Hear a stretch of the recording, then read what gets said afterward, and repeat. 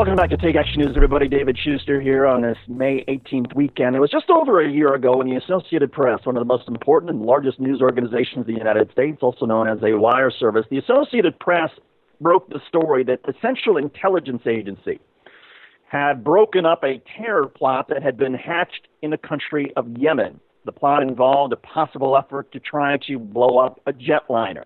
When the Associated Press first got this story, and they got it from government sources, they went to the Central Intelligence Agency, the National Security Establishment, to ask for comment, and the White House, the Obama administration, asked them to hold the story.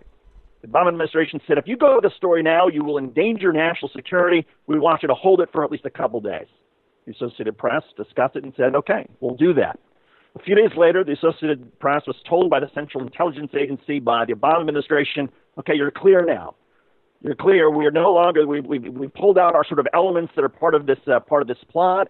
We've protected our people. You were clear. However, now we want you to hold the story again. We want you to hold it for another day because we want to release the story tomorrow.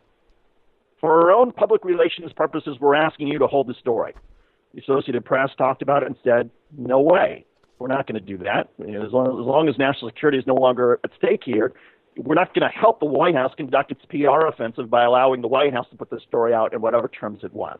So the Associated Press went with the story. The next day, the Obama administration had several high-level briefings to talk further about the story. There were all sorts of officials connected to the Obama administration who went on TV and talked about it. They added new information to the story. In fact, Richard Clark, who was an advisor to ABC News, he was told by administration officials, he suggested that there had been essentially a double agent working for the Central Intelligence Agency that had infiltrated al-Qaeda in Yemen. Some pretty interesting stuff. Well, unbeknownst to the Associated Press a year ago, the administration was so angry that somebody within the government had actually leaked this story out to reporters that the Obama administration began this leak investigation. And what they did is they monitored the phone lines, 20 different phone lines of the Associated Press in 3 different bureaus, including main switchboards. They also monitored cell phone lines, personal phone lines of reporters involved in the story and others.